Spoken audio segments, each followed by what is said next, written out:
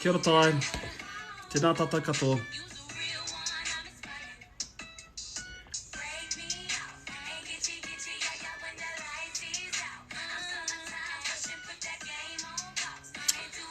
Kia ora tata, kia ora kora Josh.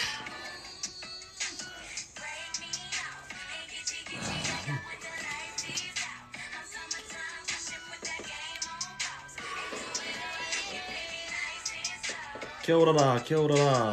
Nau mai, piki mai. Ka ke mai.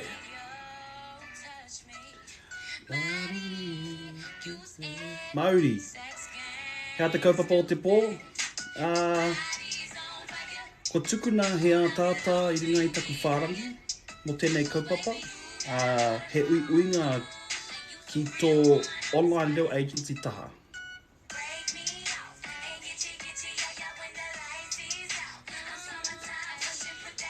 Pai tai.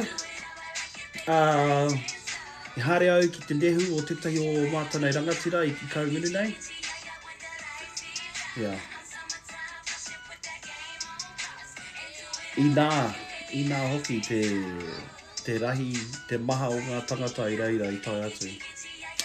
Kia ora waiata mai coaching. Tēnā koe.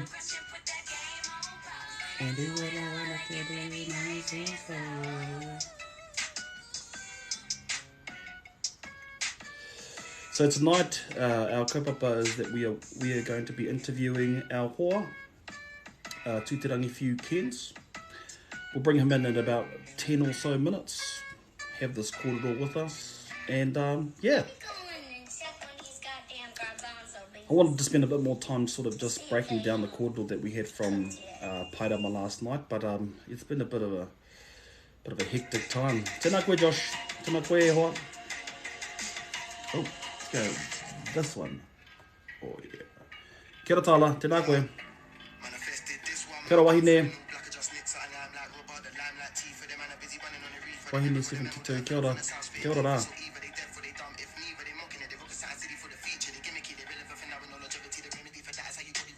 Whoa.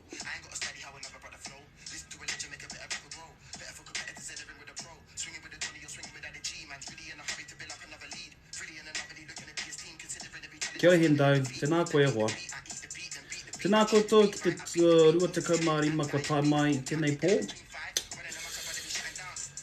How are we feeling today? I'm still a bit mama, if I'm being straight up. Tēnā koe Kaya. I have been trying to go to the gym. You know, when you go to the gym, starting out can be a bit of a mission. An absolute mission. Kia ora brother Kaya. Stan Manchell. Oh my god. Is that you, Dale? Stay Manchell. Holy Rick. Yeah, tēnā tātou I te pō nei. Ko eke tātou ki te whātekau mātahi. Ko tai mai nei I tō tātou whare. Whare kōrero, whare wānanga.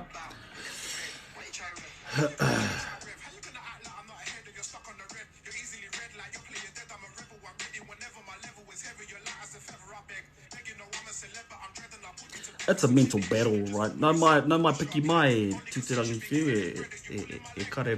e kare. Yeah.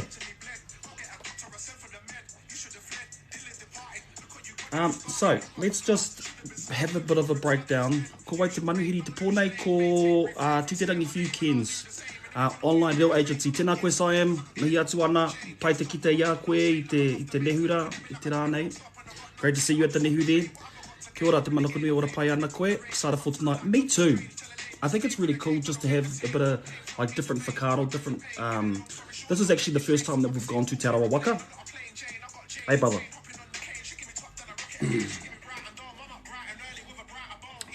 Although I am Te Arawa myself. Kia ora Vision. And you're finally early there, Kaya. You are early as... Kia ora Pairama, tēnā koe. Rawe toa tātā I tukuna e koe I tēnei ahi. Haven't really had a lot of time to slow down. Tēnā koe cutie, Geo. How te kaupapa o te rānei? It's in the bloomin' title. Tēnā koe brother Zane? Oh, ko koe tēnā, upoko iri. Ngāti hine manu. Tēnā koe te minita.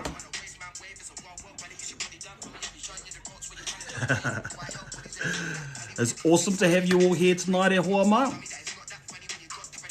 We'll turn the music down in a bit, but let's just summarise some of the kōrero that we had from Pairama yesterday. Now this is all a bit jumbled because I've kind of had to just rush it. Haven't even had a kai. But maybe that's a good thing, because last time I came in filled with curry. Did I go back to Rākau Tātahi? I did. So I went Sunday, Monday, and today. Different suit every day, you know? Gotta keep it fresh.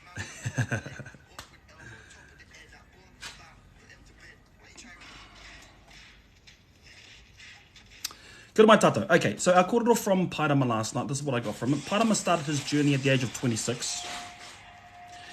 So that was only 7 years ago. Now he is, a lot of his content is centered around Te Reo Māori. If you've seen his most recent video, he talks about the difference between raho and ure. Fantastic, much needed. And also just, you know, using his platform to unequivocally be Māori himself, and to use his platform for Te Reo Māori. I absolutely love it. Mauri ora kia koe, here whannohi. Today was really cool, Gio. Yeah, lots of people there. Lots and lots of people. And really, really great speeches. Tēnā koe renata. Really, really great speeches today. So that was from Zach Makaware. Beautiful. Hilarious. And then Tipene Hepiri, he jumped up. Man, that's just... He talked about... Because he's his older brother, right? And he goes, oh, man...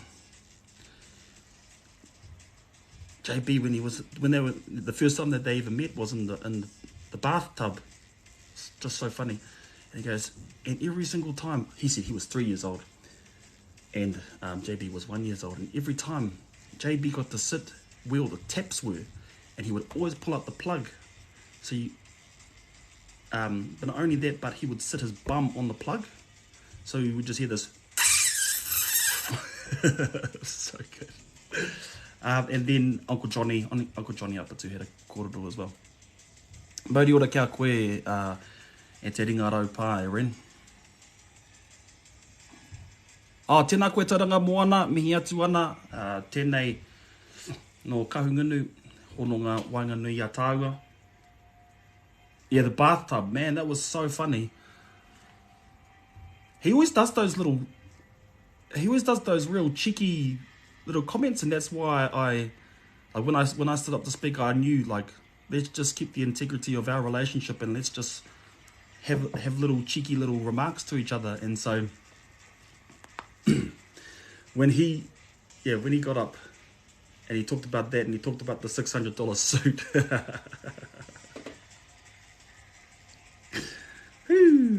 Hey, whether my kōrero was good or not, it was at least memorable.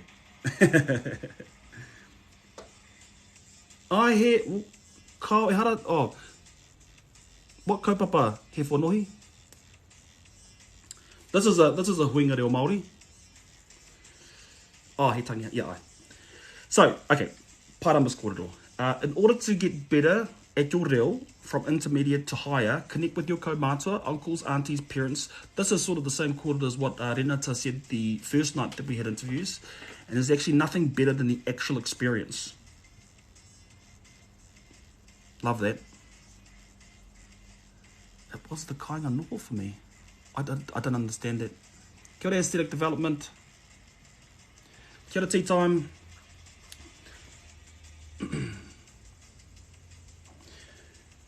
Allow yourself to be corrected. There's another one. He actually faced quite a lot of challenges, specifically the challenge of being a fair-skinned Māori with no real identifiable Māori physical features. That can be quite tough because, you know, actually, I don't know, but you could hear it from himself. Yeah, and I just can't imagine, like, what that's like to be brought in so late into your journey, brought in so late into Te Reo Māori, and then even when you're in the space, you're a complete outcast as well. So ka aroha atu kia koe hoa. Our kupu, I don't know if it was a kianga or a kupu whakarite that he used, was maunga matatu, which is to be staunch like the maunga. And along the same lines, he had another great whakatauaki, rāne, I don't know who said it, karea pau he ika unahi nui, which is talking about the scales, the scale-like way that maunga taranaki is built. I absolutely love that kōrero because it talks about how we need to be absolutely resilient. We need to, like, you know, when the challenges come, how staunch can you be? So that was a real cool one to, like, look back at. Maunga matatu, I think that was it, eh? Unless someone's going to correct me. Kei te pai tēnā. Kia ora Papa Baldy. Ki te au I tō hunga o te tahatu I te rānei. And his favourite word that he was using was ngākau nui. Ngākau nui, to show favour towards something or to be passionate towards something. Aoraki matatu. Tēnā koe parama. I'll change that. Aoraki matatu. Which is talking about the kaitahu hononga.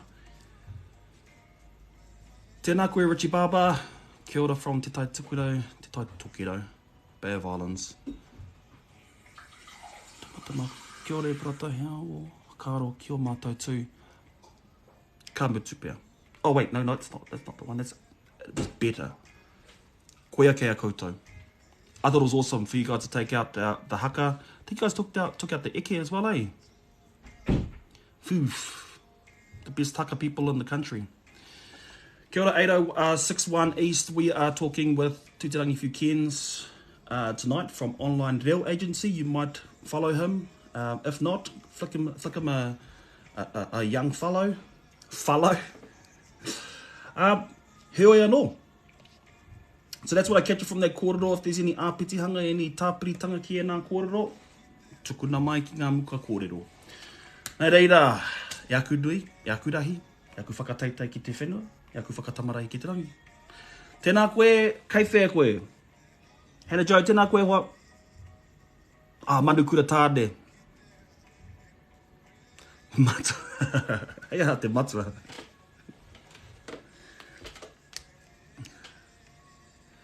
So, whereabouts is our man? Yes, he also teaches Te Reo Māori classes if anyone's interested. Sign up to his Online Reo Agency. Get amongst it. Kei te pai, kei te mākoakoa, tāne 77 Māori Magic. Toroa mai, Tūtarangi Whiu e hoa.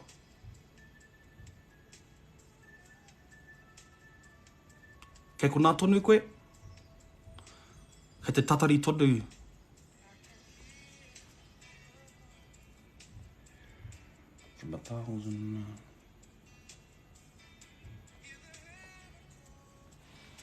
Ai,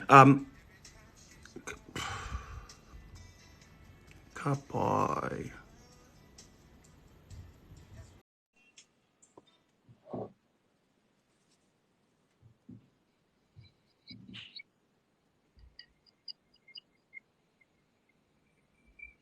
Kia ora ua.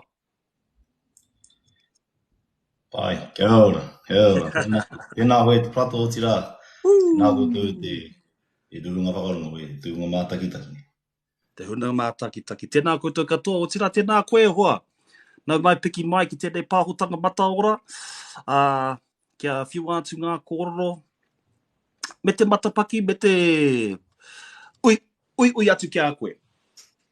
Nau mai haere mai. He tuatahitanga tēnei, I wanganui a tāua I tēnei wā, wa māua e te buka kōrero. Tēnei te wā tuatahi kua tūtakitia e tāua. So, how you going, my bro? Pai e wa. Kei te awa mai, I'm a bit nervous to be honest, but tēnā ua. That's kind of how a couple of people have popped in recently, feeling but bit anxious about popping into this and having their kōrero, but māku no, koutou mā, ko koe tēnā, e whakatau I tēnei haerenga, e kauarawa e puta I ngā era kare aroto a mai. Heoi anō e hoa. Tēnā koe. Ka timata tātou ki te karakia, he whakawātea I a tātou I tēnei ata. Māhau tēnā tērā pia, mina kei te pirangi, ka tuku ki a koe hei huakina tā tātou nei hui. Mina, ki te kore, maku tēnā. Kia ora. Pai nā. Kia awe te prata. Kia imota pai ai. Tēnā koutou katoa, kia karakia tātou. Nā hau I o tiki te rangi tēnei o pia tēnei o tauira puritiata, io nui puritiata, io te pukenga puritiata, io te hiringa I te wānanga tipua, I te wānanga atua, I te wānanga ariki no ngarangi tūhaha no te ururu tipua, no te ururu tawhito, no te ururu matua. Kia koe I o te matua kore, ho mai te waura kia tū te pō, kia tū te ao, whanno, hara mai te toki, haungi hui e tai. Ai ki. Kia ora rā. Mihi atu ana kia koe, hoa, ko tai mai nei ki tēnei whare. Kia tō tika atu tātou ki ngā pātai pia. Ai? Pai, raui. Rawe. Ko wai koe, nā wai koe, nō hea koe. Pai tēnā koe o koea. Hei, o te rapea I te nungo te wako e te tīmotanga ni. Nore te rapea e koea te takinga nei o taku pepeha. Koe rā, ko te arawa te waka, ko ngō taha te maunga, ko te rotorua nui a kahumata momo e te moana. Koea no ngā iwi mahe e karapoti nei te rotorua nui a kahu, no ngā marae maha. Hoi anō he hononga anō hoki, arā ko te rākoro mai maketu ki tongariro maunga, ki te pūtaki o tauhara maunga he moetahi anō hoki tēnei ki matau hipo maunga ki koro he marae arā ko taku wahine tērā. I te whānau Downs, he oi anō ki tāku anō ki. He uri anō hoki o Taranaki maunga, o te whānau Broughton, ki Tuwhareto anō hoki, o te whānau Wall, ki Waitahanui, o tira I te mea o ngai tūhoa ki roa tāhuna ki tā tāhoata, arā ko te whānau Cairns. He ora, ki Kaukira, ki te takere maine o te waka, ki Rotorua, arā ko koia te ahu ngā pai, o te rapea, te noho ngā pea o te whānau Grant, I ohine, o tira ki ngā tirangi wewehi. Kia ora e hoa, e mihi ana ki e rā tātai whakapapa. Wai hoki, o tira ki tō whakapapa ki te arawa waka, te arawa tangata, hiuri tēnei hoki no Ngāti Whakaue ohine mitu. Nā reira, tēnei angongo taha hoki, e mihi kau atu rā kia koe, o utuhina awa, e mihi atu kia koe, mātou noa o Ngāti Whakaue e koropiko ana ki tēnei tātai whakapapa wanga nui a tāua. Huri tēnei no taku ipu karea ko para te hoata te kohea, te marae, tūnoho pū. Ai. Mātai atu rā ki te rotorua nui a kahumata momoe, e ko te motu tapu nui a Tinirau.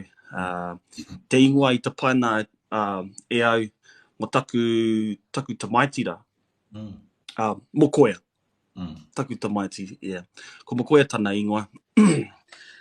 Nā reira, tēnā koe, ki te maunga titohea ki e rā ki a Ruatāhuna, mauri ora kia koe.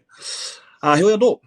So, ko te whainga o tēnei pāhotanga mataora kia reorua, kia marama te katoa, o enei o ngā kōrero, kia kawarātau e rangirua I ngā kōrero e kōrohia nei e tāua. Pai tēnā? Pai. Ka pai. I kōrohia mo tētahi pepeha. He pepeha anō no roto mai o etai o era whakapapa. So is there any sort of tribal maxims that we hear from other spaces? We know Te Arawa mā ngai nui, ngā pūmana wai e waru o Te Arawa. But what are some other tribal maxims that you use? O te rawe I te nunga o te wā, most of the time, kia tika nei pia te tuku, ka waiho pia mai etahi atu e rai koro. Heo anō, tino pai tēnā koro, ki ahau nei o te mai maketu ki Tongariro. Tino pai tērā nā o te rape ana I whakatupua, so I was raised by my mum. Yeah, so koia te meo te arawa. So typically, when I introduce myself as a Te Arawa man, just for that mere fact. Yeah, that's the side I'm more familiar with. Being closer to my mama. He oi, ko taku wahine, koia he uri o te whānau Downs, I Korohi. So not far from Tūrangi, ne te rā wāhi. So koia, nā I era whakapawaranga ara, o te mai maketu ki Tongariro, ko a māua uri, ko a māua tamariki, tamahine, ko rāua te whakatinanatanga o te rā kōrero. Koia. Whātoro atu rā ngā parirau kata. So, could you tell us a bit of a pūrākau from where you're from? Just a quick one if you can. I don't know if you can do that, or if you want to whakamana te kōrero, kei te pai tēnā hoki. Pai. Pai. O te rāpea ko te tino kōrero. Ko te rā kōrero o tū tāne kai. Te kōrero o tū tāne kai. Nā, he nui ngā kōrero. There are many kōrero in regards to tū tāne kai. Te rāpea, one, the most common perhaps being the union of tū tāne kai ni Nemua. Yeah. And ko te nuinga, so most people, they only know of that kōrero. Ne? Tū pai, Auri Waititi. So most people only know of that kōrero ne o tū tāne kai rau kuhi Nemua. Most people don't know he moho ao. He moho ao te tupunara. He was a savage. Yeah. That's actually where his notoriety comes from. He toa. He toa tū tāne kai. Ara, kei tana ingoa. Tū tāne kai. Tū devourer of men. Ara ko te rā koro. Pakoia, so atu I tēnei, I tēnā koro, within that koro, within those two contrasts, te ātāhua o te tāne. Te ātāhua te āwatanga o te tāne. You can be both. You can be this big butch, macho fella. But you can also be he hoa pūmau. A lover to your wahine, to your spouse, to whoever. A protector of your people, of your whānau. And koia. And koia I tērā, te ātāhu o tērā koro o te tupunara. Tino honu tēnā kōrero. I think we always get into that whakaaro, that because we have this perception that we're a warrior people. And it was a kōrero that's peddled all the time.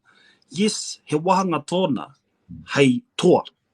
Engari he wahanga no tōna, where they were good fathers, where they were, under the maru o rongo, where they'd be in the mara. All those like great fierce lovers not only of their wahine, but also of their children, of their hapu.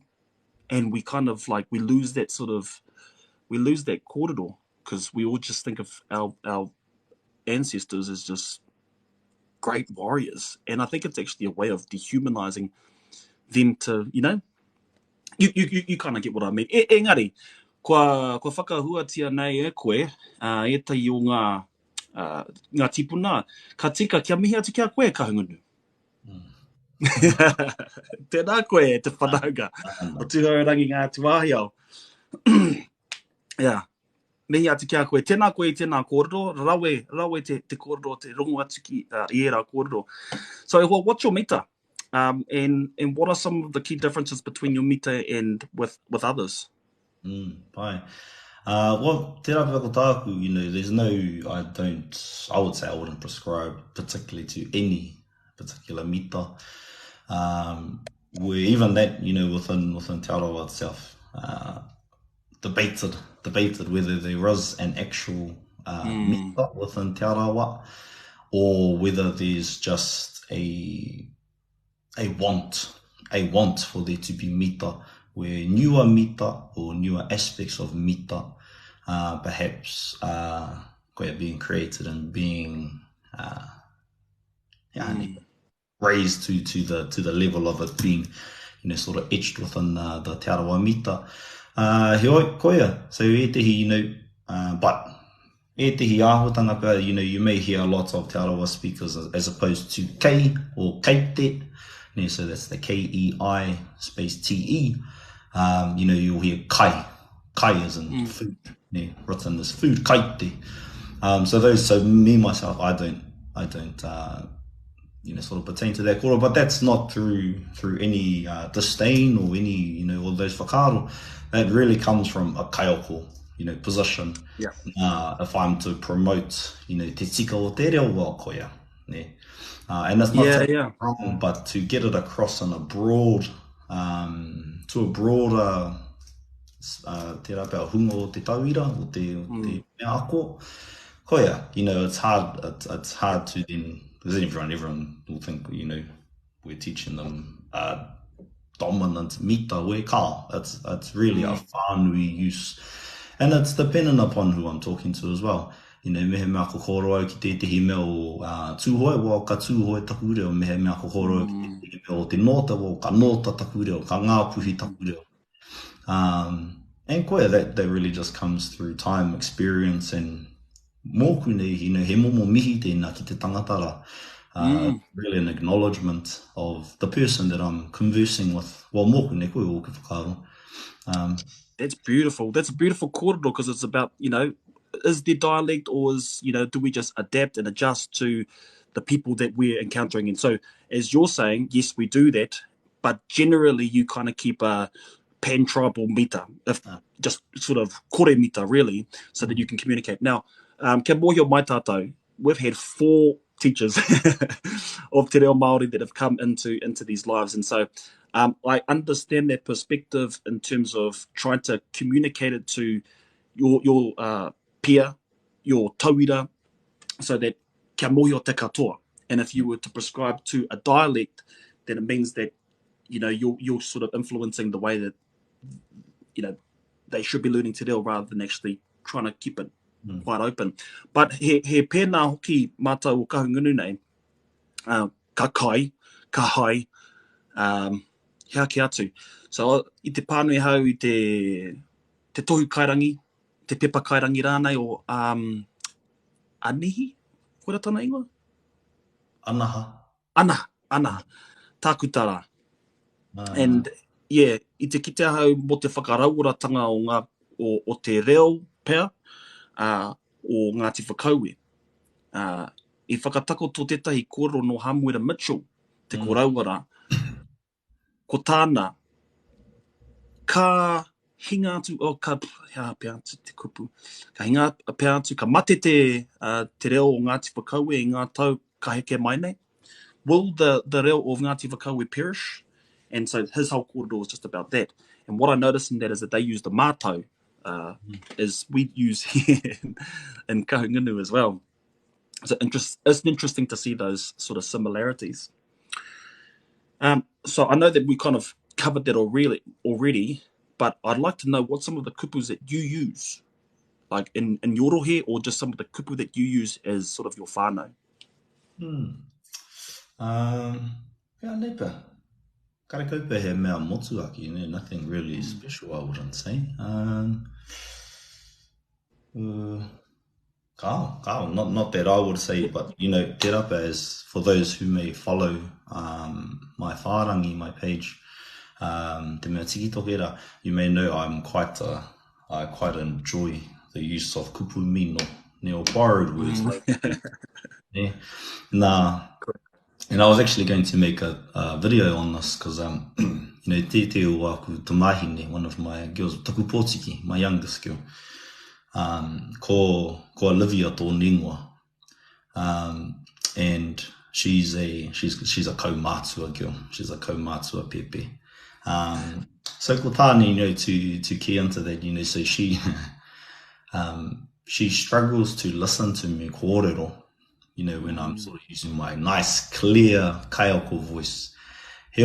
When it's shorter, when it's faster, when it's a bit more mumblish, actually, funnily enough, he's a lot clearer and understands what I'm saying. So te rapa ko tetehi tauro tēnā, for cup. So the word cup. Kapu. That's quite often. Let's use kapu. She wasn't getting me, like, what? Yeah, te kapu. Kapu. And then so I said cup. Ne, cup. Like, cup. Yeah, pai. So that's another little, well, te rapea, a nativism, I think I heard you use the kupu. Ko te nativism, so that e karema is, as you begin to hear te reo Māori more, use te reo Māori more, you'll hear that a lot of people will actually chop off the end sound, because if you didn't know, all kupu Māori end in a vowel. So the correct pronunciation, let's say, for kapu is kapu, koe, kapu. Quite often you'll hear kap. So it's a breathy pronunciation of the vowel. E te hano pia, he hani, wak. Wak. So you don't really waka, you can, that's the te mea tikara wātu, waka. Hoi tērā pia te mea, waka wako te māngere, pa tērā pia he paku shortcut. Shortcut. He paku shortcut, he pai ngā arapoka, kia hau nei. Engari, e hara ko te waka.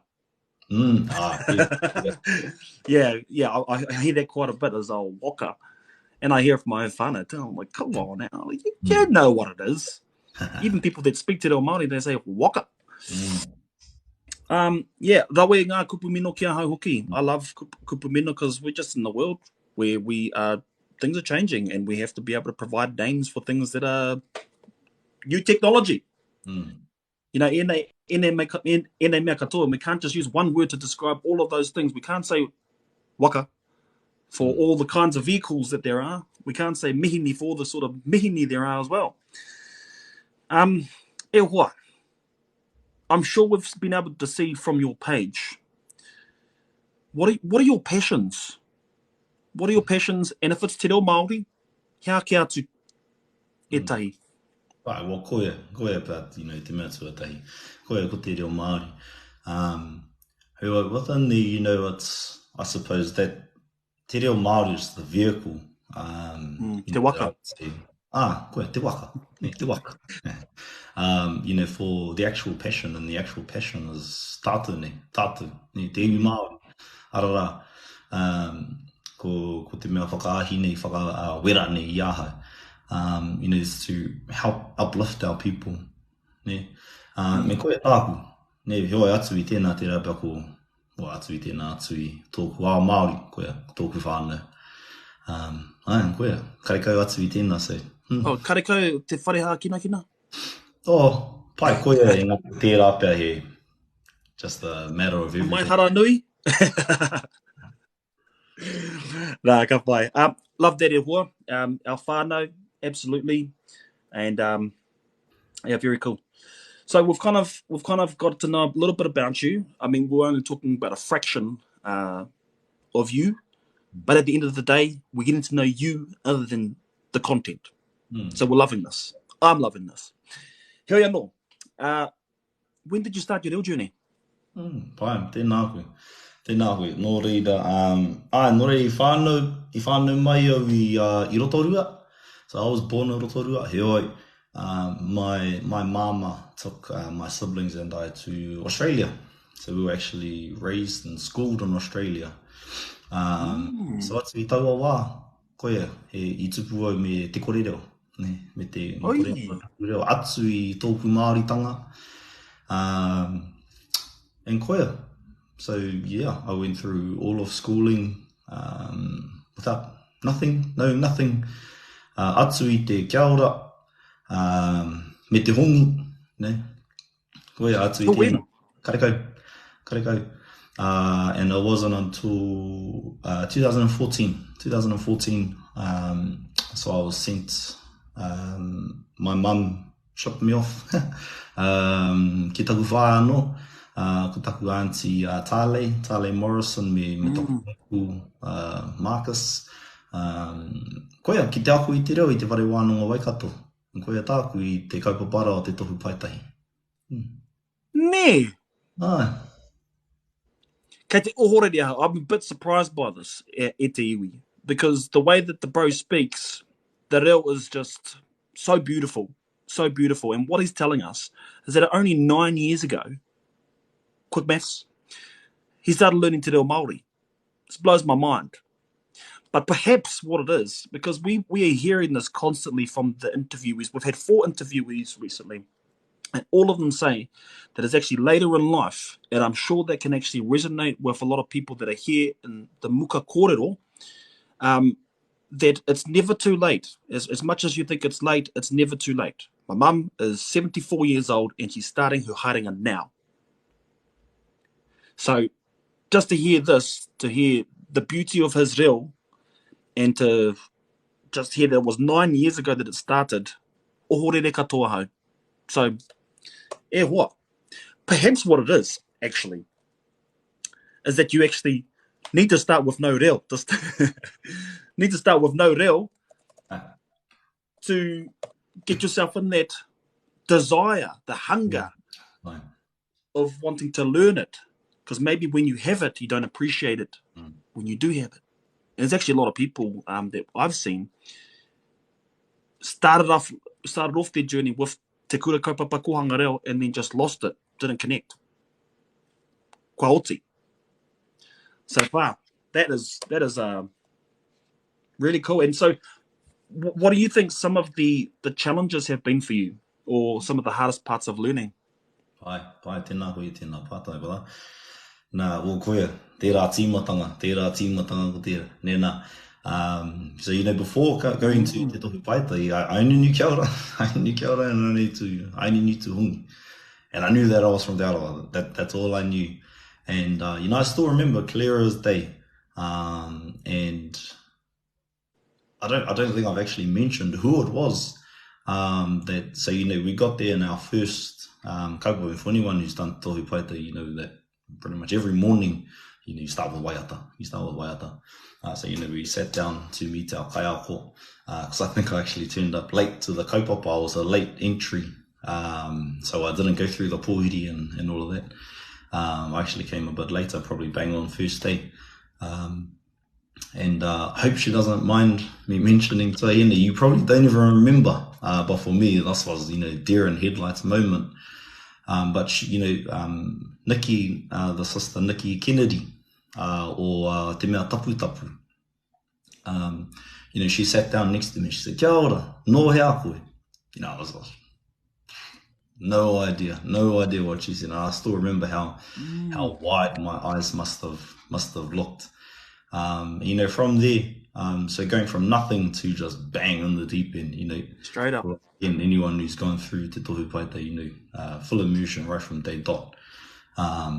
So in there, it was probably, and I've shared this story countless of times with my tauira, is that from there, it was probably, so, I think te roanga o te kaupapa, I think it's about 8 months all up, of, every day from 9 to 3, just fully immersed i te reo Māori.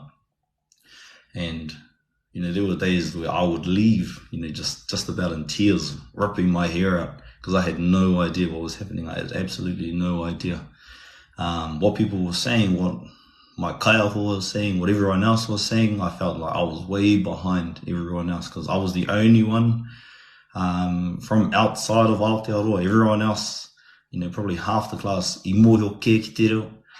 The others, they had a bit to start them off, but I was absolutely nothing. I had nothing. And so after 6 months, it clicked for me. So not clicked as in I could koro, but clicked as in I heard what my kaiako said. So, looking at that, so it's an 8-month kaupapa, so it's sort of 2 years of mahi jammed into 8 months. So it took me 6 of those 8 to actually understand what was happening. So, for most people that I share, if you can sort of get through that process, you'll be fine. But it's just trusting the process and koea tāku, which was a big whakaaro for me when we started our own kaupapa, our own opportunity to learn te reo, was for me to remove that, but still give you the benefits. So to hopefully reduce, tērā bad experience, perhaps, i te tīmatanga. The great thing is, you've got long flowing locks and you didn't pull out, you've managed to keep your hair So, wonderful to see. Tēnā koe I tēnā kōrero. Far out. Sounds like it was like a pretty lonely experience. Mm. Lonely, but you had to show courage to be consistent. You have to show bravery to be in this space where it's completely, you're out of your depth. Mm. And there's two ways you can learn. One way is going straight into the deep end, which you did, which I quite like myself. Or you can drip, you can slowly walk into that ocean. Mm. And the whole time it's even more mamai. When instead of just dunking your head in and going for the pain straight away, you just kind of like freeze your way in. Mm. So perhaps e te iwi, that's one tautaki that you need to think about. And what that really is, because, obviously we understand people have their day-to-day jobs, they're trying to survive out there. Not everyone has the luxury to be able to do that, to clear that schedule, to make way for their time to connect to te reo Māori. And so part of it is sacrifice. Part of it is whairautaki. Think of a strategy where you can actually be involved in those kaupapa. Tika e ni tau awa, and I mentioned this to my tauira again countless times. As so when I started, I was 19. I was 19 when I started, so no tamariki, no wahine, none of those things, because complete fresh start. And as frustrating and as hard as that was, koia, I didn't have to work, because koia, I'm quite frugal anyway. I don't spend a lot of money. I was living with whānau. Koia. So, if you do have that opportunity, koia, karawhiua, do it while you can. But if you don't, like many of us later on who learn, whilst we have mahi, we have tamariki, we have other commitments, all these other things, well, you have to be realistic with, how quickly you can attain and learn te reo. So you're, in that process, through the full immersion, I was hearing te reo Māori 9 to 3 when I got home watching Māori TV, my whānau that I was living with, he called him Māori. So, I was able to just be fully wrapped around it. If you're only going to, he mea ka hariki e te ano kaupapa, e te ano wānanga, you do one class a week, that's not enough. That's not enough. Because you need to combat the rest of the days. Let's say you're lucky enough to get 8 hours of sleep every night. Well, then it leaves you 16 hours throughout the rest of the day. And if you're not combating that other 16 hours, maybe you're reducing that time. Let's say you do an hour of study every day. Well, you still have 15 hours to combat. So he mea nui, he mahi nui tira. But really it's unfortunate, to see how hard people are on themselves. I've done 2 years worth of courses, but te tai te koro.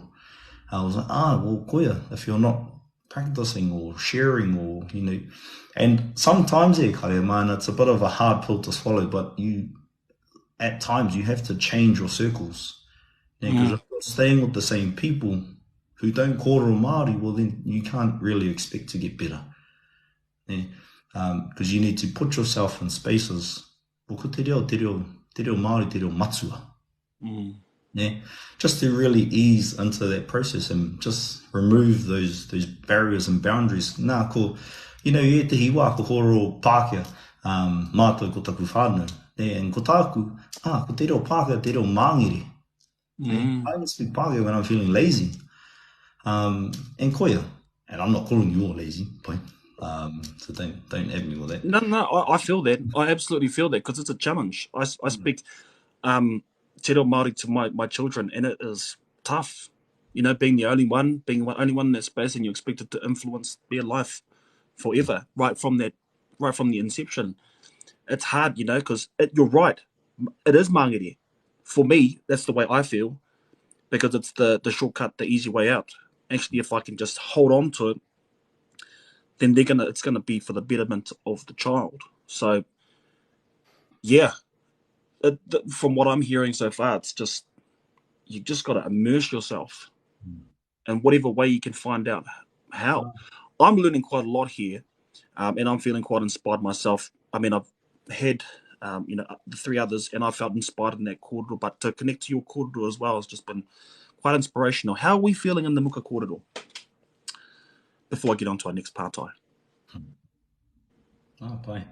Hoi, tērā pia he tāpiri hanga atu I tēnā kōrero. Even just to take it perhaps a step further, karema, would be to look, look aside from, te mea tuhi, te mea whakarongo, atu I tēnā karema, tu whakaaro Māori. Ne whakaaro Māori. And that's not necessarily to, how would our tūpuna think of this? Not that type of whakaaro Māori, as in to think in te reo Māori. To challenge yourself to think in te reo Māori. So, when you get to the points where you look at, te mea ne, and you think pene before you think pen, you're on the right track. You're on the right track. You're making big steps. And as small as you may think that is, the fact that you look at a table and you think tepu before you think table, pai, that's actually a real big step, because what you're doing here, karema, is you're unraveling, in my case, those 19, 20 years of te koro pāga. You're undoing all of those years, so you have to combat those things. So koia. But, he tino wero e karema is to actually think in te reo Māori. Kia ora rā. I'm hoping someone can catch that. Yes, think real. Thank you, Tyler. Kia ora rā. Now, e hoa, no doubt we all go through our failures. We go through our shames. I believe it to be a natural part of learning te reo Māori. Being in our, being outside of our comfort zones. How has that shame or failure sort of shaped your perspective in life, I suppose? Pai. Wa koe pia I tētahi. Nō reira nā te mea I kōrohia. I mua koe te hōku pau ako. Ne, koe te hōku iho pūmana wā rā ko tāku tānaha hīni teira. Rāwa ko matai kepa. So to tāne, he hane pia. Not selfishly, also from Te Arawa. But koe, so within there, is for me, a lot of it is actually, hoping and praying that, I don't make them look bad. Ko tērā, so, a lot of it e karema, so at times, we can think, it's all right, I can work past this, I can do this, but if you're able to move that away from yourself and actually put the pressure of someone else on you, quite often you'll see actually how much more you can give to the kaupapa. So that I don't tarnish their names, their reputations, the reputations that they've built for themselves and their kaupapa, their pakihi e rā atu.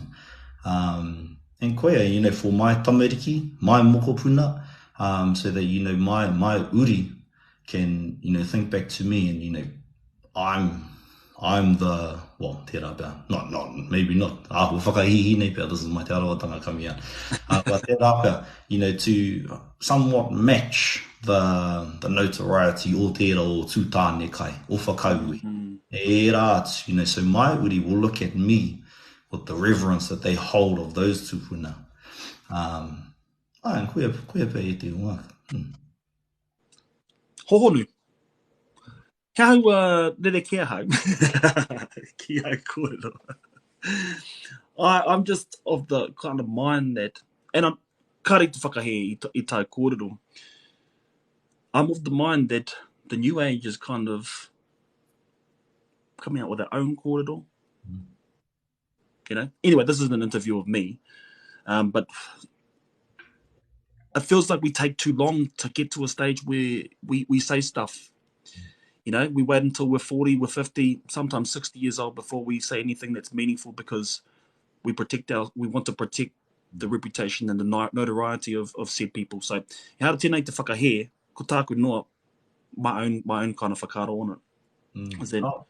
Pai nā.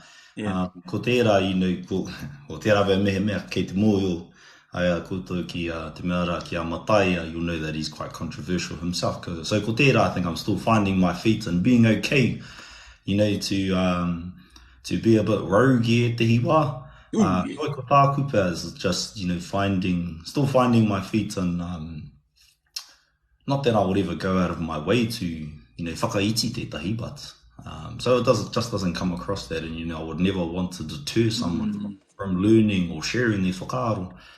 Paku. Tēnā koe. Nā pai tēnā, and he wānanga tēnei. Nā reira, kia kohi ngā kōrero katoa. Yo ia no e hoa. Tēnā koe Pita, e hoa. Tēnā koe ngāio. So, what resources have been helpful in your journey? You've talked a lot about the whole Rumaki kōrero, but like in terms of practical everyday kind of stuff, what you could do, atu I tēnā, what sort of resources might you recommend to some of our people? Well, te rapa ko tēti, most people will do it anyway. There will be the use of sticky notes. O te rapa he mea labeling things. So most people will do this anyway, just naturally. Hoi ko tāku kare, my encouragement would be to just choose a few. Just choose a few to start off with. Yep. Perhaps put a label on the tepu, put a label on the kapu, era. So maybe just choose 3, and then at the end of the week, take them down. So, and be aware that you will take them down. Tell yourself, I'm going to take these down in a week. Nā, ko te painga te rai karemaz, because quite often they just stay there forever. The sticky notes just stay there. And then when people want the kupu, they'll look at the thing. Need to look at the kupu. But if you know you can't do that, well, koia, it's going to force you to remember that kupu. And koia, that as well is actually to use that word. So, about e te heo tātou, we want to be great tohunga, great orators, well before our time. Nā ko tērā e karema, and that's not, he mea whakaiti, I know it can come across as such sometimes, but it's not the te hihiapea. But as to use or learn kupu that you will actually use. Kia ora. Now, if you're not going to be finding yourself in situations where you're going to be performing perhaps he tai te kawa, don't worry about learning that yet. Tērā about learn hea te kupu tepu, hea te kupu motoka, era. Day-to-day kupu. Learn day-to-day kupu that you will use every day. Learn some sentences, some structures around that, and you'll be away. That's a really, really great piece of advice.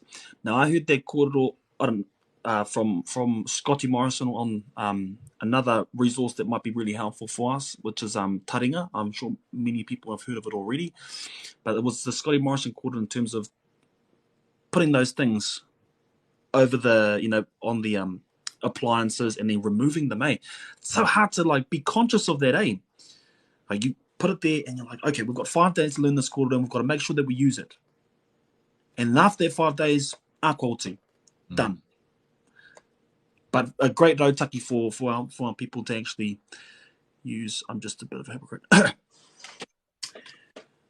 E hoa, how much you encourage your whānau to learn te reo Māori? So for some of us, we are the only real speakers, I'm not talking about myself, but people potentially in here might be the only real speakers in their whānau.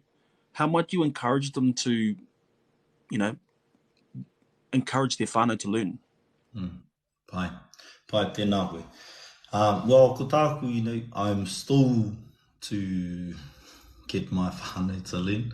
Nā ko tērā, me taku waimari i tēne, nā kei te ako taku māma I aha.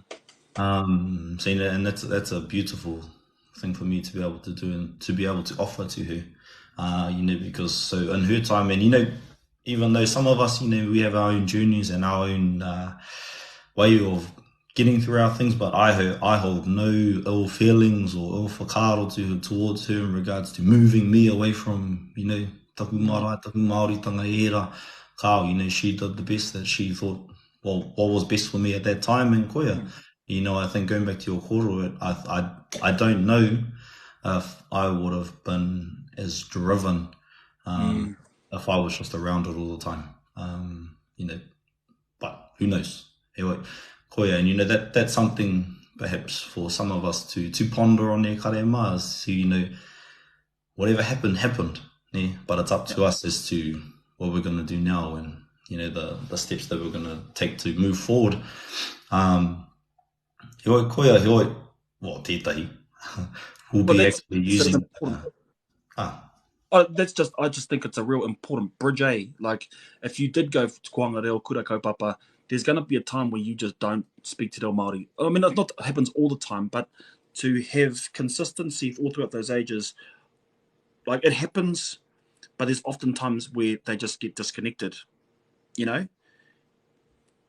Koe tēnā. That was me. And it's actually, you have to come to a second wave to, like, hold on to that. So that kōrero does resonate in terms of not only finding your first wave, which is what you found, but also if you were brought up in that world to actually take on your second wave, if that makes any sense. Oh, absolutely. And koia te anō, you know, we'll actually be using for the betterment, ne, mō te oranga tonutanga o te reo, mai tamariki. Mai tamariki, nā, kia rāua, you know, ko te mana honui, ko te reo Māori, te reo matua. Nā, nore ko tāku ki taku whānau, if you want to communicate with these children, mea kōkoi. Tika tau. Because these kids, you know, ka au ki te kaupapa, ka au ki te oranga o te reo Māori, and they're not gonna waver for anyone. Yeah. Yeah.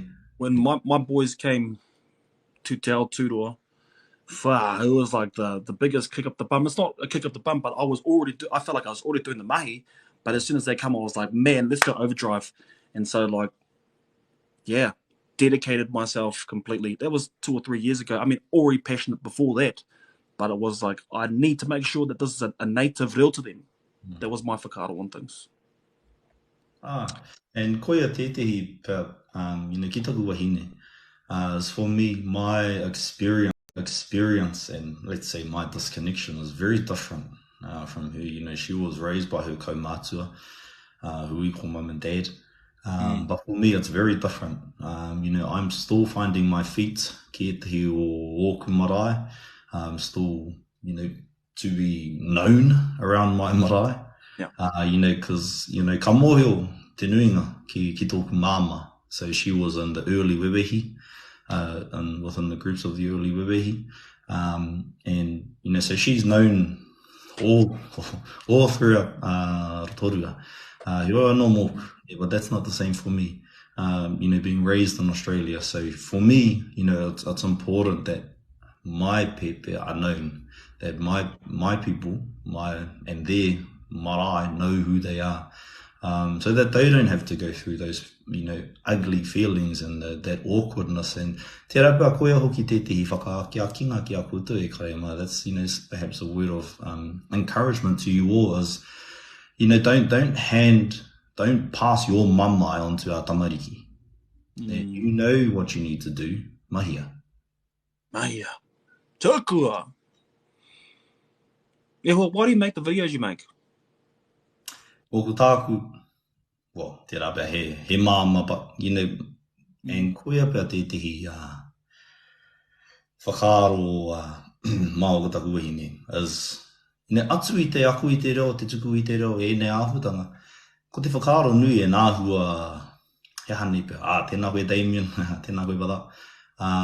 Koe te rapa he mission I te whakaaro o te pakihi, is to actually prepare, I te ao pakihi, to prepare the business world, corporations, te mea, for our tamariki coming up through kura kaupapa and ngā witanga o te reo rumaki. Is actually to prepare these spaces for our tamariki, so then, koia, so they aren't, you know, on the back foot. So they aren't on the back foot. and, well, both hand in hand, both our tamariki and these pakihi and these kaupapa, these businesses, corporations, te mea. Because again, our tamariki, they're not gonna give a rat's, whether or not you're this, you're that, because they're just up the guts there, reanga. But koia, so that's a real big kaupapa for us, is to actually prepare the workforce for our tamariki coming up through kura kaupapa i nei awatanga. So they're not disadvantaged once they move, if they choose, if they wish to move into those spaces. And koia. Beautiful. I think that your content's really great. And yeah, koina te take. I tono atu ki a koe, kia uru mai ki tēnei kaupapa. One of the first people that I thought would be really cool and would be really insightful. So yeah, it's been a pleasure so far to have you in this whare. And yeah, love your content. I'm sure a lot of people out here do as well. Now we're going to do a paku whakatā, and we're going to go to our usual plug. So where's the mods? I need the mods to give a plug for our two people, Koka Mahina and Raukura Huata. Can you please add those to the comment section, please? And then if everyone can go follow those two pages. Wahine Māori, Wahine no Kahungunu, Te Tai Kaihana, Te Tai Tuahine. Yeah, if you can go follow those, we've got 115 people in the whare tonight. So I expect at least 50 on each. Kia ora tātou. So, well, the kōrero so far has been really, really insightful. Like, I'm loving it. But what I want to do is sort of do a little titahataha, do a little change of direction, and to pick your brain on a couple of things. Not too hohonu. But hey, if you want to pass, kei te pai tēnā. First of all, favourite whakatau ki, and tell us about it. Pai tēnā koe. Well, koe pēr ētahi. So two of them, going back to my own, we'll go three. We'll mention three of them. Ko tētahi is sort of the one that's familiar to most pēr. Ko tērā mea o te iti kahurangi. So perhaps most of us may know or may have heard of whā te iti kahurangi ki te tuohu koe mehe maunga teitei. So pursue tērā pēr, your desire. And if you are to falter, to stumble, let it be to a lofty mountain. Koe pēr te, a lot of people will know that rough. Whakapāketanga. Heoi, wakawa te mea raru, heoi. Something I don't necessarily aspire to i te rā koro is mōkune. There's a way out. There's a way out in that kōrero. If there's a big enough, barrier, kei te pai. It's okay to stop. Heoi ko tāku, karekau. Do not allow yourself that way out there, karema, because when it comes to it, you'll take it. You'll take it. You'll falter to that lofty mountain, and koia, komuts. Nore ko tāku ki tērā would be e rā awatanga o te ururoa. O te ururoa rā. Kau e mate wheke. Me mate ururoa. Koe, and he tino pai tēnā koro kia, don't die like the octopus, die like the shark. Me mate ururoa. And koe pēr te āwhutanga e karema, koe pēr te whakaaro. That we sort of have to get into with this koro. Nā, ko te mate o te wheke, kahuna. Kahuna, they hide, run away. Arara koe rā āwhutanga. Engari anō ko te ururoa.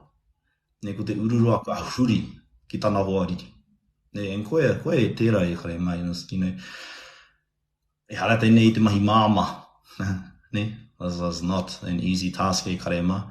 Again, going back to, for a lot of Māori, we have to navigate our way through a lot of mamai, a lot of pōuritanga, a lot of era āhutanga, ngā āhutanga, anu o te mamai, o te pōuri.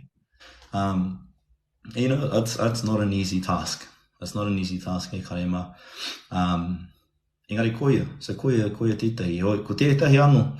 E he koro tēnei o te arawa, kauwaka e tango i te mate.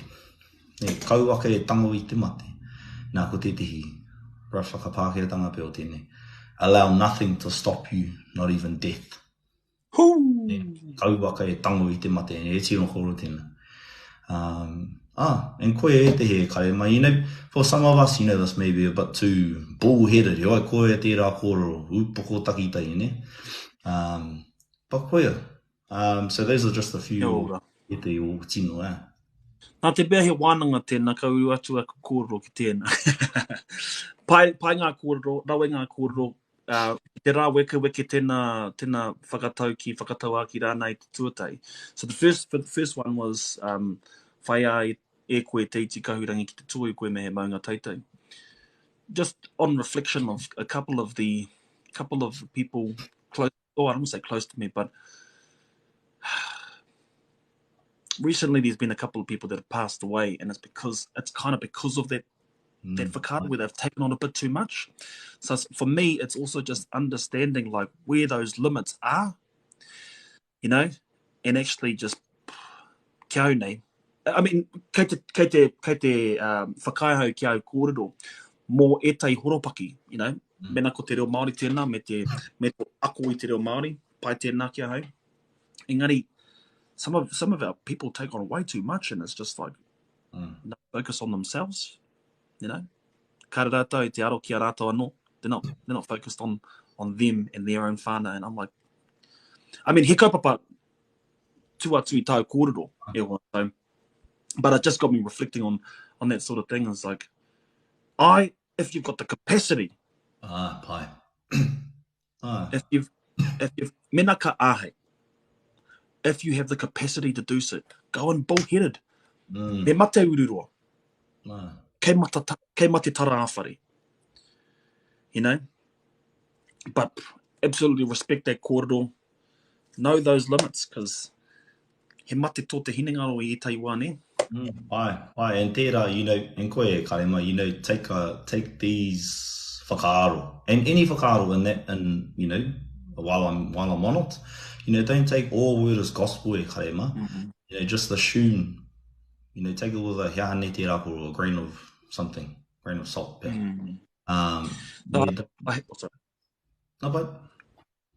I have conviction of that because I stood on Te Mu Poka Poka on Tūmatauenga, and that was the kōrero that I threw out. And if I'm willing to be able to say that in that space, in the fieriest stuff in all of Aotearoa and the inception of Te Whare Tūtaua, then I stand by that conviction. And e hara tēnei te whakahe i tau kōrero, engari, I think, the kōrero is really just, if you've got the capacity, bam, up the guts. Absolutely, absolutely. And koea, i tērā no kōrero, which is another, he kōrero anō ne, ka mate kāinga tahi, ka ora kāinga rua. With the falling of the first whare, the second shall prevail.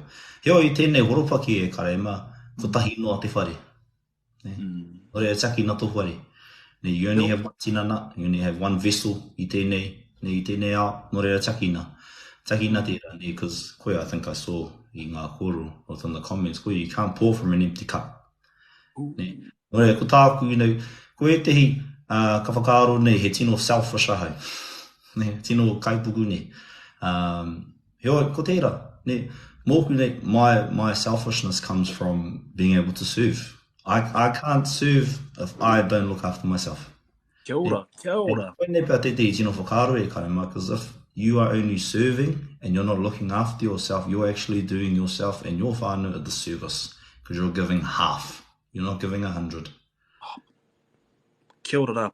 Now, just earlier today, Siam, he messaged me and he says, be careful, or not be careful, it wasn't a kupu whakatupato, it was really just a look after, was it look after yourself, was it chicken? And to be able to have people in your life that cares enough to do that, well, I really appreciate it. And just imagine if you were that person for someone else, to check in with that person. So, yeah, love that kōrero in terms of just just check in and make sure that everyone's all good. And I say to my boss all the time, you bloody have a rest. You have a rest. And I say it to everyone else. I'm like, at 5 o'clock, whakamatua. You know, because it is just a bit about that tiaki tangata, tiaki a ia koe anō, checky. Do you have a kiwaha? Kiwaha. O te rapea ko tāku, I would say one or etahi, that I would use quite often actually. And I don't know if they fall into the realm of kiwaha, more sounds, ne. Nā koe te he karema. And I ki te hui tetehi, I whakamahi ne, I te, and it reminded me of my kuia. Nā ko tēne, when I would iau e tamari ana, when I was younger and I would play up with my kuia and she Then I said it to my tamari and I was like, wow, just threw me back right into that time. But koia pe eti, just a single sound. Yes. Yes, I absolutely love it. That reminds me of the ai. Yeah. Just ai. Or just the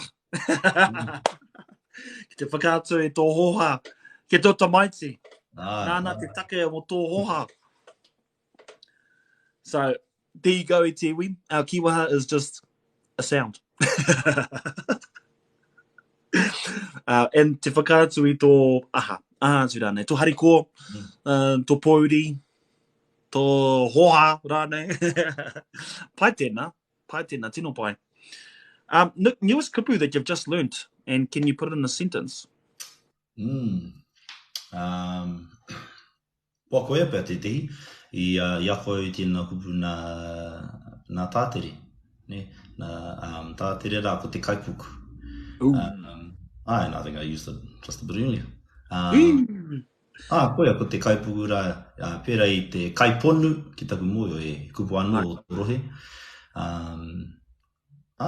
Koea. Matapiko. How no? Oh.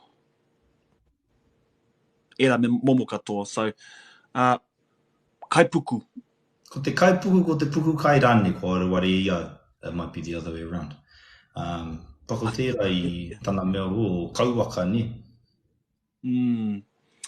Yeah, so the kupu tonight is about greediness or greedy. And there's just so many kōrero on this. Like when you pick up the Pepeha book, or if you pick up Mai Te Kākamo, there's lots of kōrero about greediness. People who, like hohonu kaki, something like that. Someone can tell me. But it talks about he whata kei te korokoro. There's a storehouse in the throat. Those sort of kōrero, like greediness. Don't be too greedy, brother. So many different kupu on greediness. Ka pai tēnā. So our kupu is, I think, either pukukai or kaipuku. Te uena. One of those. Oh, Josh, how te kupu? Pukukai? I thought I heard pukukai from that atata. Well, he'll confirm. Pukorero. Did you love listening to? Yeah, pukukai. Tēnā. Wā koea, atu ina ko ku iho pumanawa anō ki. O mataira o ko anaha koe te anō ki. Me te ata o tana reo, ana kōro, te mōiotanga, ne, te hōunetanga o tana mōio a pāpā pōroto. Koe rā hoki e tehi. Nā koe te anō, ko te mea rā te nota, Quentin Hita, ātāhu tana reo, ātāhu te tuku o tana reo. Koea pe e tehi o ngā tino. Ko ngā kupu e rua.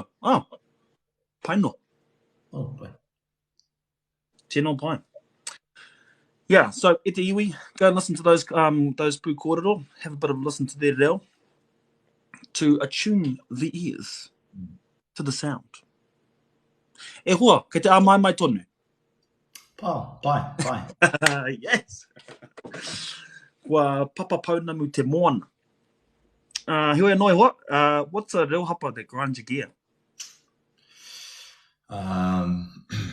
Yeah, nipa. Well, e te nei. O te rape we'll go in a sort of sequence, but in no particular order. I just want to finish with a good one at the end. O te rape mō tātou nei, ko te whakahuatanga mai o te I, the letter I. Nei, I. Ara te whakahua tika e karema I. Nei, nā pēra I te kiwi. Nei, kina. Te kina. Kina.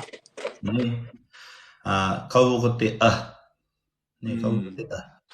Nei, kau ko te kana. Kau ko te whatu. Nei, whatu, fitu. Nei, ara, koe pēr tētahi. Ko te ano. Nei, tēnei pēr. A few are a bit divisive around this. He oi ko te mea o te tea as well. Ne, ngā mea o te tea. Ne, ko te tāte tea tōtu. Tāte tea tōtu. Ne, and you do get your variations where they're all soft. They're all soft teas. So, tāte tea tōtu. E te hipa, you hear it quite through a few kaikōrero as well throughout the north. A lot of times as well, when you listen to kaumātua, you hear a lot of it coming through. But, te rapa, and e hara tēnei te kōrero kino, he oi ko te e karema, that may just because, kua wa more pa. So they've just lost a few teeth, so they can't actually make that.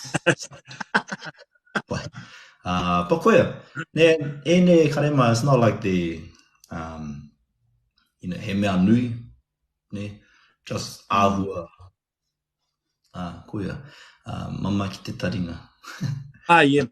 I etai wā hoki manohi anō I te rā kōrero, to hear the real sharp T, a tikanga, can you just soften that a little bit? The two, can you just soften, just not so steely sound, please? It is a bit of a steely sound, but not quite so at least. But I get what you mean, the sa, set, so. Koe, and that's just something that people carry across from te reo Pākehā. Nā, o te nuinga e karema, or a lot, let's say.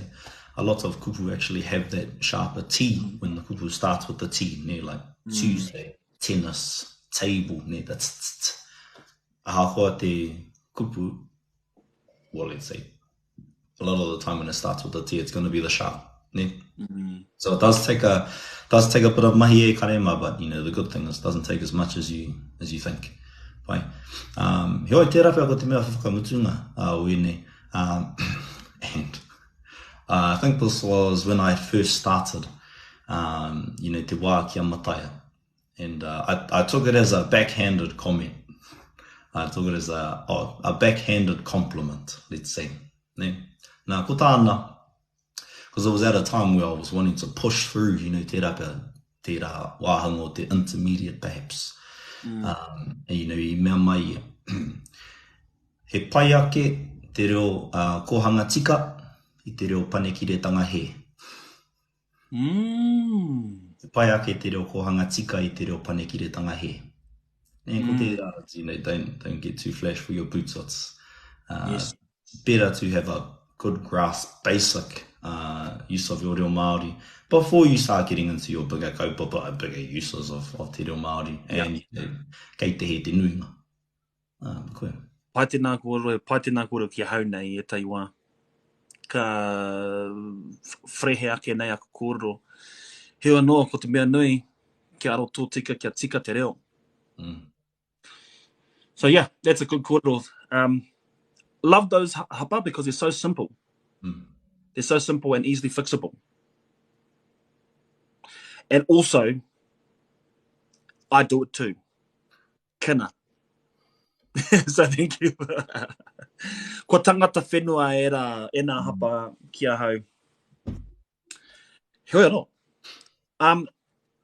E hoa. No restrictions. If you were in the marae Aotea and you had free reign to talk to any kaupapa, what would it be?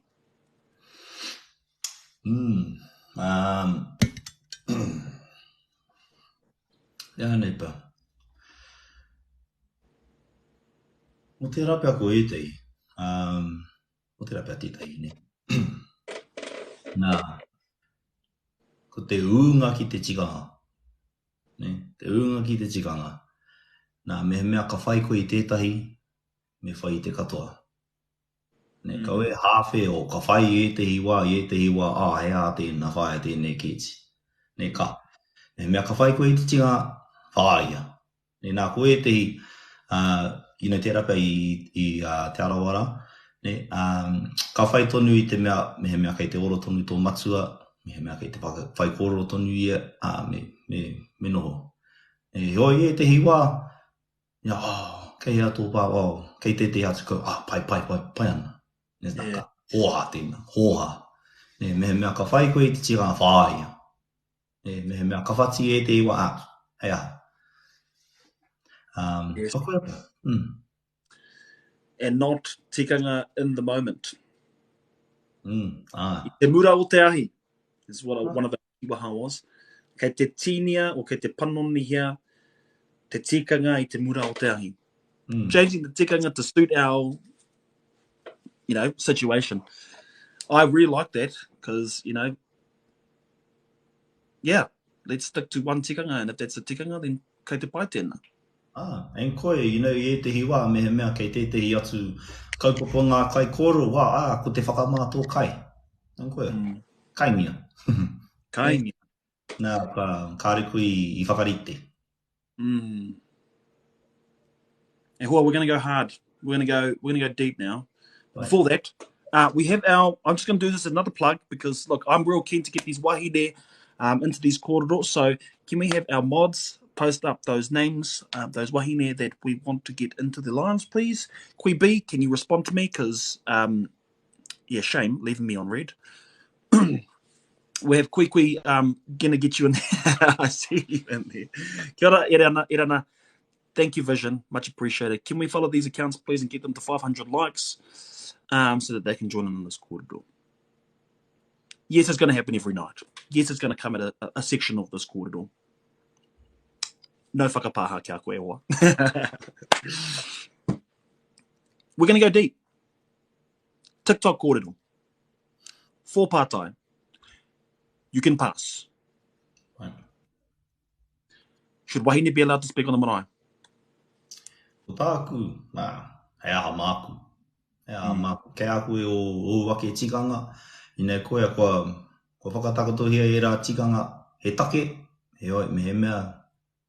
Koe, kei a koe te utu, me he mea ka mahia. Pa koe tāku. Inei e te hiwa. And e rā tēnei te koro kino, ke te he oi. Pai ake kia au ki te whakarongo ki te wahine. Māori. Whai koro nei. I mua I te tangata pāke e whai kōrero mai nei. Koe tāku. Yep. Marama. So, look, e te iwi, the 112 that are here, we want to make sure this is a safe space for people to actually have their whakaaro because at the end of the day, it's an opportunity for us to pick their brains. So whatever the answer is, kei te pai tēnā. And, when there are actually no right answer in te ao Māori, that's why we have these spaces of wānanga. So some people might believe that you need to speak to te Māori to get mataora. Some people might think not. Kei te pai tēnā. Kei te whauwhina te kete. Koe, kia ora mai, just before we go on, I actually forgot. He mea rua tēnei. So just for those who perhaps maybe didn't catch that one, so a sort of wrap up of te rāwhaka, of their response was, for me, I'm not fussed. I'm not really fussed whether or not a wahine does whaikoro or not. Mōku ne, for me personally, those tikanga were put in place for a reason, and koia, if if you feel, that you're safe enough within there, or koia, kei aku, that's up to you. If you feel you're safe enough within that space, and, whether or not those tikanga still apply, because they, o e tehi o ngā tikanga, they were brought in for mākutu, e rā avutanga, within, in the times of old, katutu te puehu, if, there was, hane tōku kawhafu, fisticuffs, if they were to erupt upon the marae, then koia, you would want your toale, or your tāne there to koia, to combat that. Is that still applicable now? Because koia, you may get arrested. But koia tāku, if you feel comfortable to do that and you are willing to take the risk, well, koia ke aku. Kia ora. Tēnā koe, tēnā kōrero. So just to repeat a whakatauaki that Josh had said, and thank you, Wee, for reposting this. Ko tōu piki amokura noi, ko tōku piki amokura nōku. Agree to disagree? E te iwi. Love it. Kia ora rai, what? Tauiwi learning reo. Pai, kāore kore. Mea he manuhiri ki tēnei whenua ākona. Much like anywhere else, you would learn. Ko te wero nei, I think is actually within Aotearoa New Tirini. That's probably the biggest challenge. Is outside, our manuiri, they are more than excited to learn kōrero, to learn phrases, to learn our stories, our histories. Ko te raru ni, kei te whenua. But quite absolutely, and again, it's not to te rapa I te rā disadvantage a tamariki me mōhio. Kia ora. Kia ora, kia ora. This is going to be a new part that I'm just going to throw in the mix. Māori names on government agencies. Pai, well, te nuinga, and koe tāku, he kaiwhaka Māori raru I te maru o te taurawhiri I te reo Māori. Heo, ko te nuinga, puru I tika toa. Koe tāku. Pai no, kei te pai. Heo, it's a move in the direction. Whether or not that direction is, has a foundation of integrity, aua. But koe, that is a move in a direction. Yep. Tika tai. Okay, Leo, compulsory. Yay or nay? Tāku nei ai. Finally. Koina? Well, koia. Nā, ko e tehi, and I think, koe nepa, this was a kōrero that I was a bit half about sharing. Nā, a lot of people will probably rub a lot of people the wrong way. But ko tāku hea hamaku. I think that for a lot of people, it's because it's an option. That our people choose not to. And I'm sure there are reasons, perhaps why you have to put it on hold. Why are these other things? If you had the option and you could either learn or go to jail, you would be learning. But koe tāku. And then, nā te ako, katupu mai te aroha ki te reo. And even if you don't aroha ki te reo, well, ka mōhio koe ki te reo. And koea. So mōku nei, ko te reo Māori, te ngako o ngā mea katoa te ao Māori. Finally, of four interviewees, I agree with. Yeah, pai tēnā. I mean, granted there are the limitations and there are going to be the obstacles that we're going to have to surpass.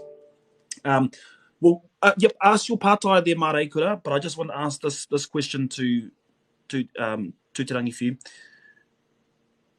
Do you need to speak reo to wear moko kanohi? Pai. Mōku nei ka.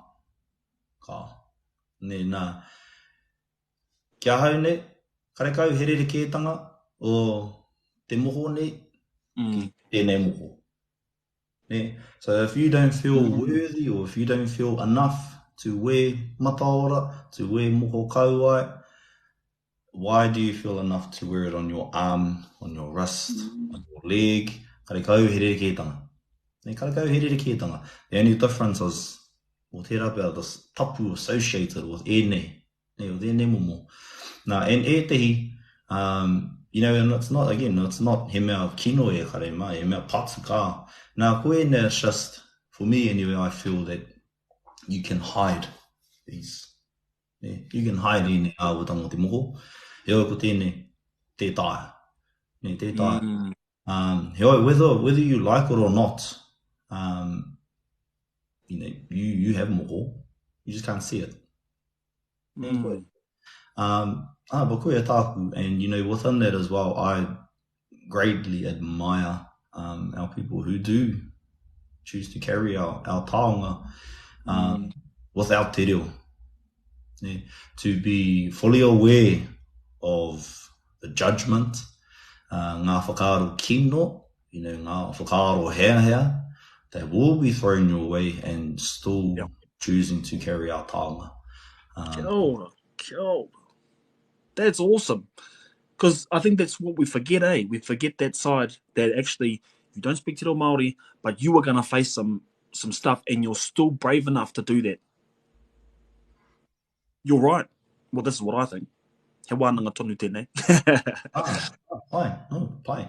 And koe hoki ētahi, you know, I think that and again, it's not a put down or any of that whakaaro, but I think, you know, there should be big hui, you know, big whakanui, you know, ēnei momo kaupapa, when, you know, our people choose to finally make that step to learn te reo Māori. Ne, nā koe ne, he māma tēnei mai. You know, mōku nei, fitu haora, ne, 7 hours, he mamai, nui te mamai. He oi, 7 hours, done. Ne, he oi, te apui te reo Māori, kare kau he mutunga. Kare kau he mutunga ki tērā. Ne, and I think, for me personally anyway, I think there needs to be more celebration of our people. Ne, more celebration of our people embarking on this mahi, ne, choosing to take the hard road that never ends. Ne, and koia. That is a really good perspective. What I'm loving so far is actually the various different kōrero. Yeah, I won't give my whakaaro on this. We're not interviewing me. Tēnā koe pere. I won't give my whakaaro on this. I tend to stay away from it, and I'm gonna continue that. E wā. Greatest lessons learned.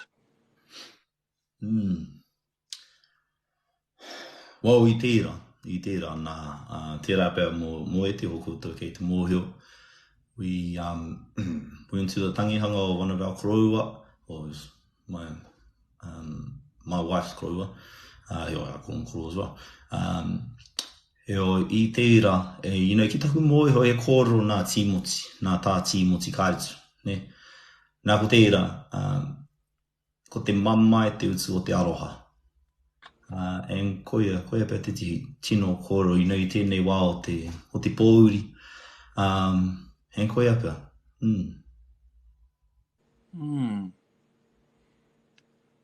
Orawe. Miharo. Katoa. Has learning te reo Māori changed your worldview?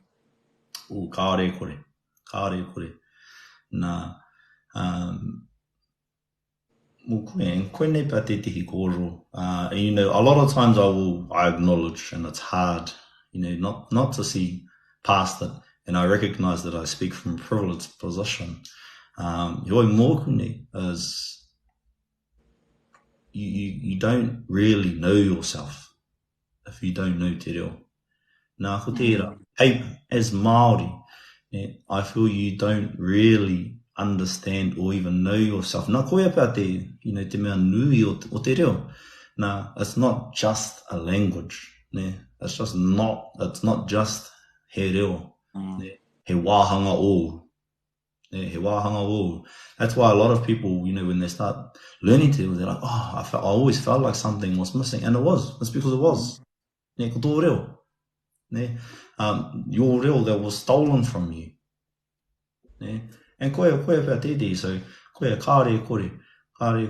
And, you know, as I mentioned, ko te reo Māori, te ngako te ao Māori, you know, te reo Māori is what joins everything. It's the core of te ao Māori, of the Māori world. You know, ni tēnei, hara tēnei te koro kino, but you can't even refer to yourself as Māori without te reo Māori. Nā ko te Māori tērā. You can't refer to yourself as a te arawa without te reo Māori. Ne, ko te reo Māori mōku nei, ko te mea nui. Ne, te mea nui. Ne koe. Ātāhua wa. Ātāhua. Ko te whakai? You speak to your children in te reo Māori? Ana. Tell us how that journey has been for you. Kāre rukahu he uaua. He uaua tērā mahi. Nā. And you know, a lot of people are surprised, but my tamariki didn't go to Kohangareo. They went to Hianepa preschool. Kindergarten. Koe, te mea kindergarten. Nā. And it wasn't for choice, you know, unfortunately that was out of our hands, because when we moved here, so you know, I hoki mai mātou I te Hiane. Waimanui pia I te wā o te kōwhiori. Ne? So mehe mea kei te mahara e tehi, at the time where that bus entered Rotorua in the middle of the night for the first lot of isolation, we were on that bus. Whoa!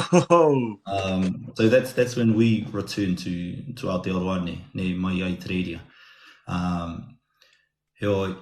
You know, so we wanted to get them into Kohangareo, but the lists were just so long. It's like, you know, I need to work. I'm going to be traveling all over. You know, my tamariki me hariki te ako.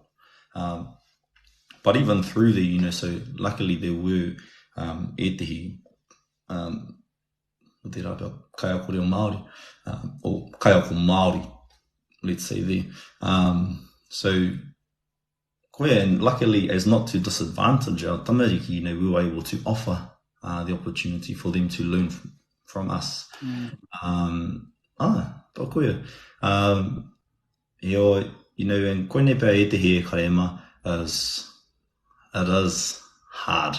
It is definitely hard. But you know, the sooner you're able to start, you know, to kōrero Māori ki a tātou tamariki, ki a tātou mokopuna, the easier it's going to be. And ki taku mōio, this was actually a study. And it's he mea language association. You know, so if possible e karema, so whether tamariki mai pakeke mai kaumātua mai, if you are able to, I would greatly encourage you to have your first few kupu sentences, if possible, I te reo Māori, ne, ki te tangata hou, ne, to someone new that you meet, ne, because that will be the language that you associate with that person. Ne, nā koe te tangata, they've never heard me speak English. Now, I met them in te reo Māori, and we just naturally speak te reo Māori. He kōrero ai mo te pātai rā. Ki te kore ke te pai. Ko tā roaro o tēnei pāhotanga. Pai. Heoi anō, he pai. Ko i tērā, ko te mea o te mākutu rā. Yeah, ai. Kare aku kōrero mo taua kaupapa. Ko tērā, you know, I think, yeah, ko e te o tātou, we have some fairy tale, idealistic vision of our tūpuna. Hoi ko e te, kao. You know, ko e te o ngā tūpuna, he poko kohua. He poko kohua e te o ngā tūpuna. Kare rukaru. They're really no different from us. You get your good ones. Awai. Ne?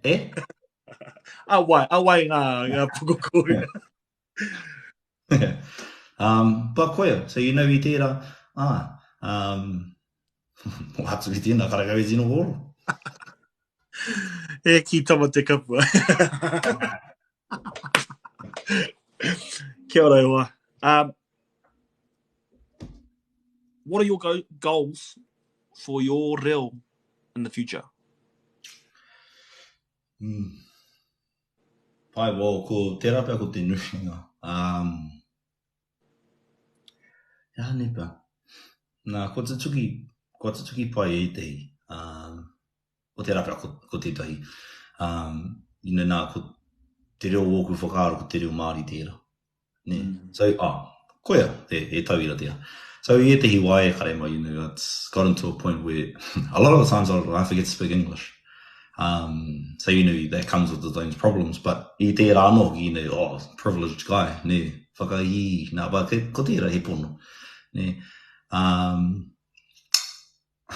No feels there today. Not necessarily anyone in particular, ka e oi koia en tērā pia ko mōku nei e aua pia karekau pia he tino whainga mō te reo, mō tōku anō reo. E oi tērā pia ko te mana ko, hopefully I'm able to play some form or some part within tērā pia te whakamāoritanga o ngā arero katoa i Aotearoa nei. Pai tēnā. Your hopes for te reo Māori in the future? Koia. Ka oki mai te reo Māori hei reo matua o te whenua nei. Māori mai Pākehā mai tauiwi mai. Toots. What does te reo Māori mean to you? Pai. And, I suppose as cliche as that sounds, koia ko, that's, tōku ao katoa. Te reo Māori has given me everything that I have. It's given me my wife, my tamariki, my mahi. It allows, it's everything, koia. All of my, o te rapea, acquaintances, koia pia te he karema. I don't have friends. I don't really have friends. But, so the people that I've met, so I tērā, te reo Māori is everything to me, and that's given me everything that I have. So e te iwi, if you want a wife. Ana, karema, that's probably what sealed the deal. I mō yoke, he tangata reo Māori tēnei. Yeah, pai. E wā, ko taia ke rā tāua, tātou katoa, ki te otinga o tēnei uinga, ki tēnei patapatai, nika rā ngā mihi ki a koe, i tō tainga atu, ki te toha i ēnei kororo, hohonu, ātāua pia, e rā mea katoa. Ka waihoa ki rā te kotahi pātai, te pātai kotahi, ki a koe. 3 favourite kapa, but non te arawa. Selfish, they all going to be te arawa. Pai. O te rapea ko e tehi. Kāre kore ko te whānau āpanu i tira. Ko te whānau āpanu. Ko e te anō, ko ngā tūmanako, o te rapea, te mea whakamutunga ko te wakahuia. Arana ko e rā. He oi anō, if I were to be selfish, I would go Ngāti Rangi Wewehi, te piki hotu ko Ngāti Rongo mai, me tūhourangi Ngāti Wāhia. No Ngāti Whakau e? Pai, kāre kore. Nā, rawe, thank you e hoa for sharing some just brilliant kōrero. I feel very, very inspired from listening to what you've had to say. Kāre kore kua puta I ēnei wānanga kōrero, ngā kōrero hua mo te reo Māori, and kua ātāhua tēnei hōtaka pia, tēnei kaupapa rānei. Yeah, I just feel very, very blessed to be able to bring you into this conversation, and hopefully I can call you a friend one day. Kāre kore koea, I think I mea mai Damien, he koea taku hoa, he rereke, he whananga.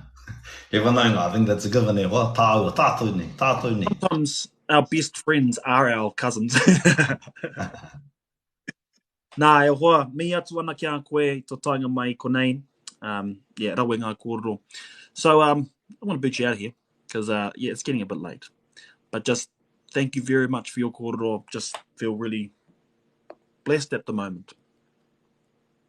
Pai, o tēnā koe, hoa tēnā koe I tēnei kōwhiringa. Toha toha nei e te hei wā ku pahu. I'm sure it would be nice for my tauira, for others to hear my pahu atu ai rātou. But koe hoa tēnā koe, tēnā rawa atu koe I tēnei full of opportunity. I nei ki te poa I nei whakaaro ki te wānanganga I nei whakaaro o tāu o tira o tātou. En koe, kia koutou nā hoki o te hunga mātakitaki, o te hunga whakaarongo, tēnā rawa atu koutou o tira kia ora huhi tātou. Kia ora. So māku noa e whakakapi I tā tātou nei wānanga I konei. E whakawāta I a tātou tēnei tapu ka tae au te kai. Oh, te āhei au te kai.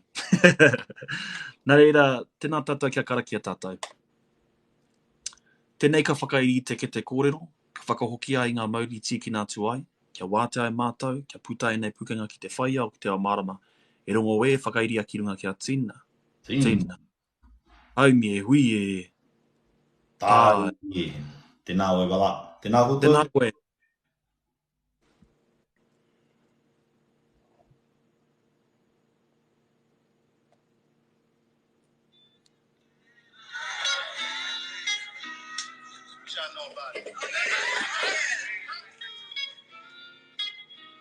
So I think we should have a grown-up conversation real quick. Now, me being the grown man that I am, you know, if I'm happy, if we happy in a relationship, everything's cool. You know, I'm not going to actively sabotage and go look for something to be wrong with. That's just how I feel. I'm looking in the audience and I see some of y'all probably been through some phones. I can just tell, like it's, you're getting uncomfortable. But yeah, man, if I'm good, I don't want to go through your phone. How good was that? He said if you're supposed to know something, it'll come to you. That's right. Far out! So I'm going to tell you how I feel about it. What in the hell was that? Yeah. Hey, see, I get scared. I feel powerful. Someone else having your heart. I feel powerful from that kōrero. I don't want to have to. See, I could go somewhere and try to start over. Yeah. E hoa mā, tēnā koutou I ngā muka kōrero. Thank you guys for being engaged in this kōrero. Appreciate you guys for coming back. You know what I'm trying to do is trying to keep it fresh. Trying to keep the kōrero flowy. And appreciate that you guys that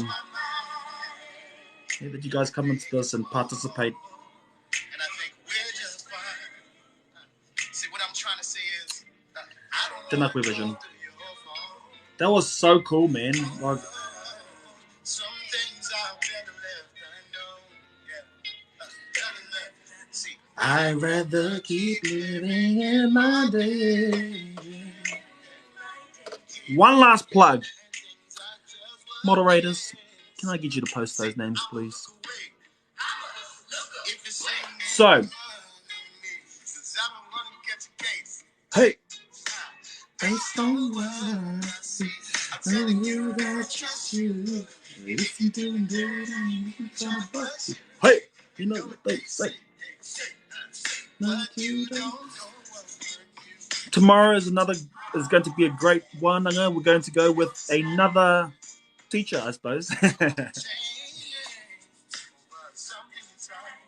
We've got Jana Hura coming in with us. Apopo. I'm so looking forward to that. I'm very, very much looking forward to connecting with her. She's one of the first people that I followed when I got onto TikTok. So keep an eye out for when the time is. I can't remember what it was, but it's around similar times. I'd rather keep living in my day. Kei te pai, Rocky. Tēnā koe. Yeah, I'm letting that one sink in. I feel very, very inspired. And actually, because my mum's learning te reo Māori, I'm going to give her a place where she can go to learn Te Reo Māori. If you haven't already, please go and follow that page. Online Reo Agency. Go follow that page. Oh, man. If I could start over again, I would. And I'd learn from him. That was so cool. I've just absolutely kind of blown away. My mind is like boof, boof, boof. So, yeah, really excited to have Kia ora, Online Reo Agency, Tūtarangi Few. Please go follow that page. Please go follow those pages that I think Vision posted. I'm feeling very inspired. We're going to rock it out. We're going to rock it out.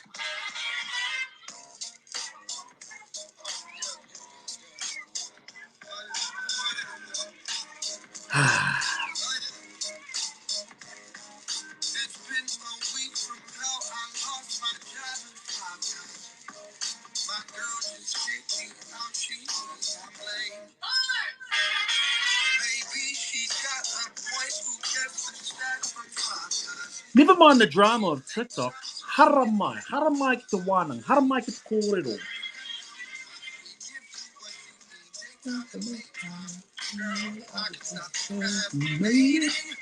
Whoa. Be a little. Thank you, Vision. Tēnā koe. Kau e kuha mai. Kei te pai tēnā. Well, tell me. Tēnā koe, Ru. Kare te kumare kōrero mo tōnā ke reka. Heo anō. It is my pleasure to be able to bring these kōrero to you guys. Absolutely my pleasure to bring this kōrero because this is my passion. And all I'm doing is just tying you guys in to this kōrero. So I'm going to rewatch that kōrero, pick out some of the gems, and then just before we go into our kōrero of Jana Popo, we'll just rehash some of those kōrero. So tēnā koe te hirata.